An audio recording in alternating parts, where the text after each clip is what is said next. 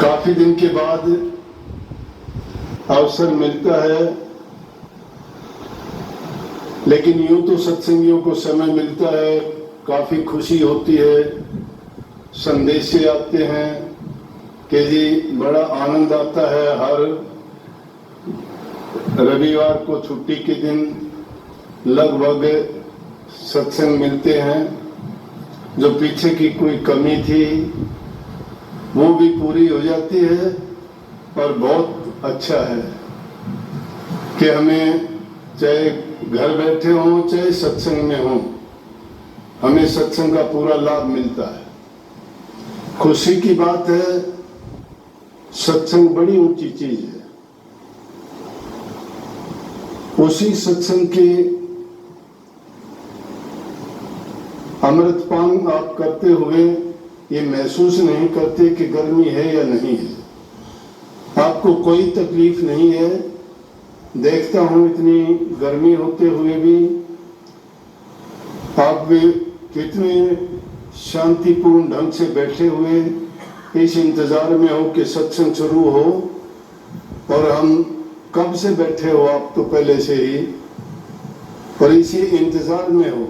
और जब तक सत्संग होगा आप आनंद से बैठे हुए पूरा आनंद भी उठाएंगे, क्योंकि जिस चीज में इंसान की रुचि होती है तो उसमें उसका मन लगता है। वहां वो दूसरी चीजों को भूल जाया करता है।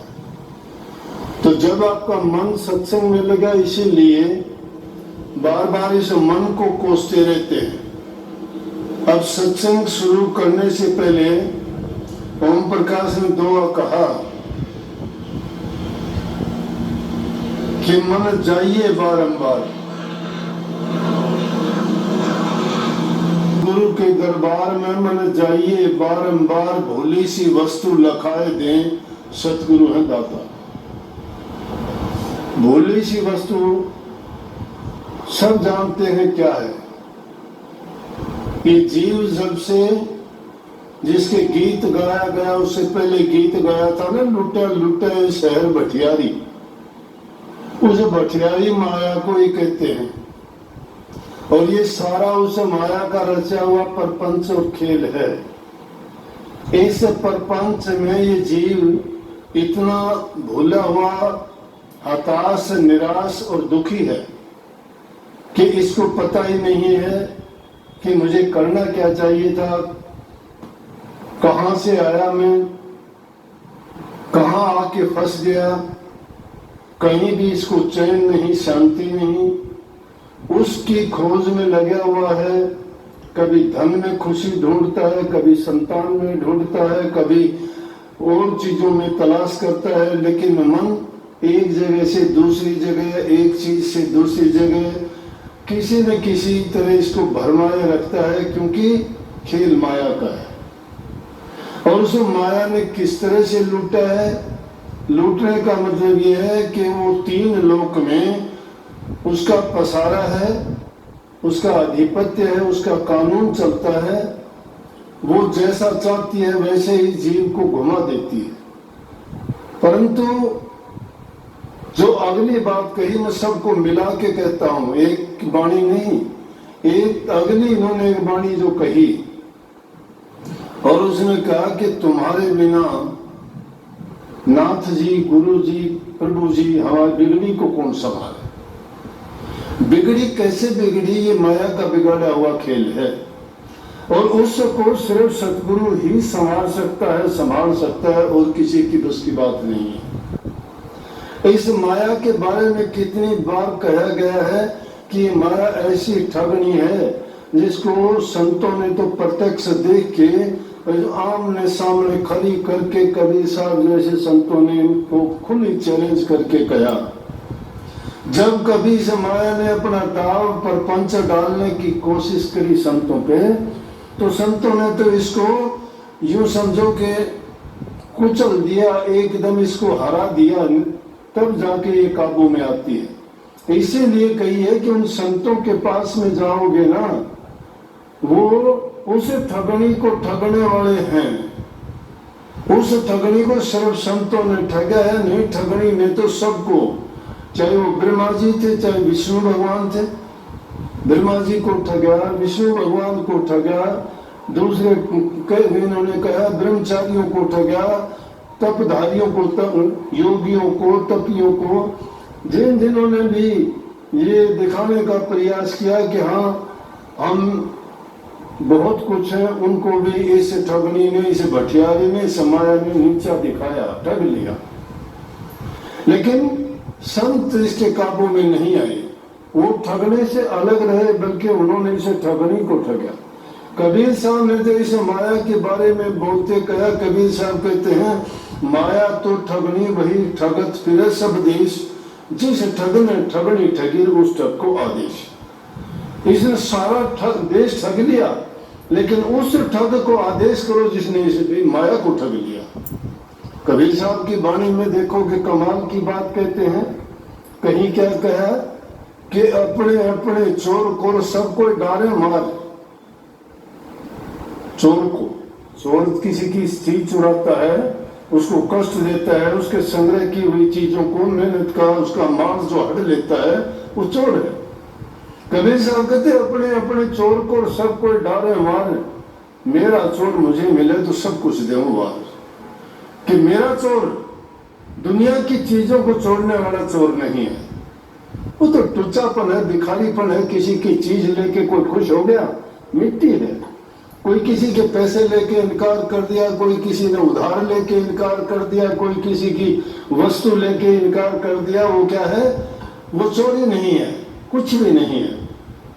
चोर तो वो है जिसने हमारी सबसे बहुमूल्य चीज चुरा ली है। तो उसको वो कौन है चुराने वाला? वो काल है। उस काल ने हमारी बुद्धि को हर लिया है, उसको चुरा लिया है, हमारे विवेक को, हमारे ज्ञान को चुरा लिया है, क्योंकि प्रभु की ओर से हटा के इस दुनिया के प्रपंच में लगा दिया। और इस दुनिया के प्रपंच में फंसने के बाद इस जीव के पास निकलने का रास्ता नहीं।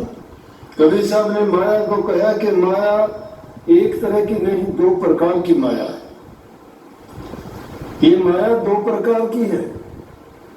एक माया ऐसी है कि जिसको अगर संग्रह करोगे नरक के द्वार लेके जाएगी, अगर खर्चोगे खाओगे तो तुम्हें मुक्ति दिखाएगी।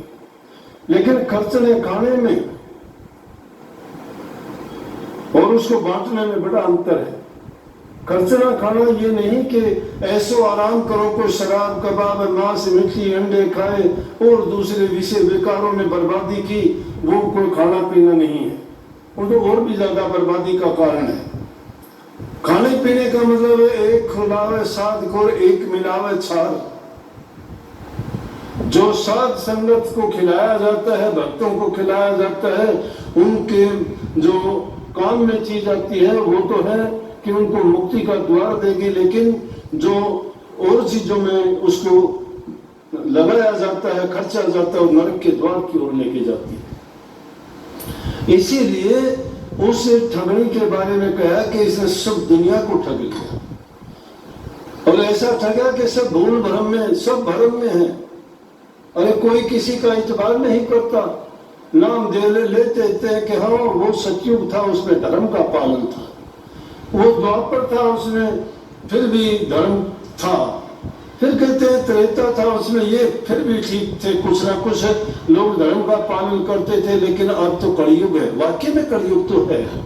और मैं तो कलयुग से भी आगे निकल के आपको बताया करता हूं कि ये तो नाश युग है, पाप युग है। ये तो पाप युग है जिसमें अधम लोग, दुष्ट लोग, पापी लोग, चोर लोग, ठग लोग ऐसे आराम करते हैं। भगत लोग, सीधे जो लोग हैं, शरीफ लोग हैं, वो बेचारे दुखी हो जाते हैं, दुखी हो जाते हैं। लेकिन आखिर में सहारा एक ही होता है। वो ऐसे लोग मालिक का सहारा लेके कहते हैं कि मालिक ही इसको देखेगा, मालिक हमारी मदद करेगा। हारे का हर साथी है।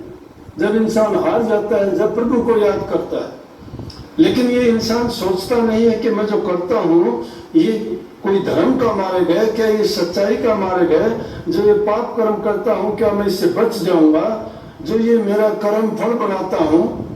जो भी कर्म आदमी करता है उसका भोग उसको अवश्य भोगना पड़ेगा, देर अबेर तो हो सकती है, परंतु ये इस युग की खूबी भी है कि इन बातों को देख के घबराना और डरना भी नहीं चाहिए।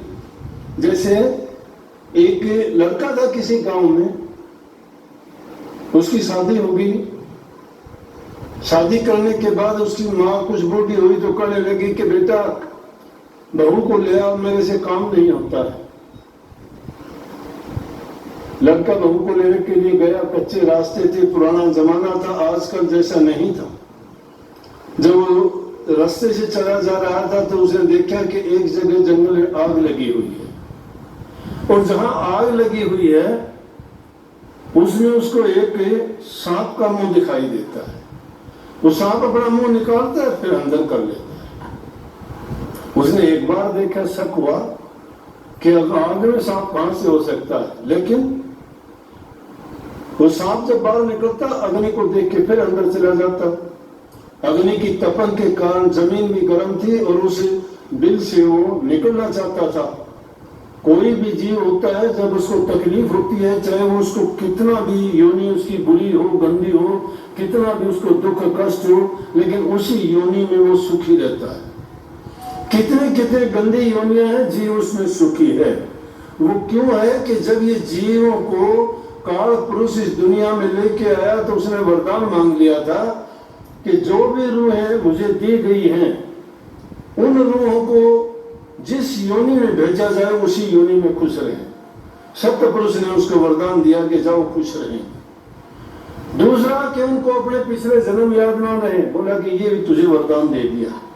तो ये एक वरदान इसे जीव को मिला हुआ है कि जिस योनि में चाहे कितना भी तकलीफ हो, कितनी भी गंदा जीवन वो व्यतीत करता हो, लेकिन उसको अगर तुम मारने के लिए जाओगे तो वो मरना नहीं चाहता। सुअर जैसी गंदी योनि भिस्सा खा के पेट भरता है, सर्प जैसी योनि जिसके पैर नहीं, पैर पेट के बल चलता है, हाथ नहीं, पांव नहीं, कान नहीं है, क्या उसका जीवन है। अगर कोई दूसरा जीव उस पर आक्रमण कर दे तो उसके पास एक मुंह के सिवाय या कोई रास्ता थोड़ा है कि वो बचाव कर लेगा अपना, नहीं, सिर्फ अपने मुंह को ही तो बचाता है। कितने और दूसरे जीव जंतु हैं, पक्षी हैं, क्या कर सकते हैं, उड़ सकते हैं, भाग सकते हैं, जानवर हैं वो भी इसी प्रकार से। लेकिन इंसान को सारे बहुत अच्छी अच्छी चीजों से प्रभु ने नवाजा। मेरा कहने का तात्पर्य उस कहानी का भी मतलब यही है कि कोई भी जीव किसी भी योनि में जाता है उसमें खुश रहेगा, छोड़ना नहीं चाहता उसको। आप चाहे उसको लाख कहो कि चल तेरे को मैं ये करवा दूंगा। महात्माओं ने ऐसे ऐसे कई उदाहरण दिए कि उन जीवों के पास जाके कहने लगे, अरे चल तुझे मैं वैकुंठ में ले चलता हूँ, स्वर्ग लोक में ले चलता हूँ, तुझे विष्णुपुरी में जगह दिला देता हूँ, क्यों इतनी गंदी योनियों में पड़ता है। लेकिन इनकार कर देता, कहता है कि अभी तो मैं खुश हूँ, मेरे परिवार में खुश हूँ, मेरे बच्चों में खुश हूँ, तेरा क्या लेता हूँ मैं, कभी चलूंगा, अगर मौका लग गया तो फिर आना। तो ऐसी ऐसी अनेकों कहानियां हैं, कई बार सत्संगों में बताई भी जाती है। तो सर्प का भी यही हाल था, लेकिन बाहर जब निकलता तो उसको बेचारे को टप्पड़ लगती, फिर अंदर चला जाता। उसने सोचा, उसके पास गया, जाके देखा तो सर्प कहने लगा कि भाई मुझे बाहर निकाल दे तू, मैं तेरा एहसान नहीं भूलूंगा। दया आई, इंसान फिर भी दूसरे की पीड़ा समझता है, और धर्म का ये मूल है, जो इंसान पर पीड़ा को समझता है उसके बड़ा कोई धर्म नहीं है। कभी ये सोचते हो कि किसी नाम के धर्म से बंध के कि मैं कबीर पंथी में, राधा स्वामी में, दादू पंथी में, नानक पंथी में, सिख धर्म का, मैं हिंदू धर्म का, मैं ईसाई धर्म का, इन धर्मों में अगर बंध जाते हो, तुम अगर नेक काम नहीं करते हो, दूसरों पर दया नहीं करते हो, तो आपका कोई धर्म नहीं है। धर्म इंसान को सिखाता है दूसरे जीव की सहायता करना, मदद करना, उन पर जितना हो सकता है उसको तन से, मन से, धन से, हर प्रकार से सुख पहुंचाना।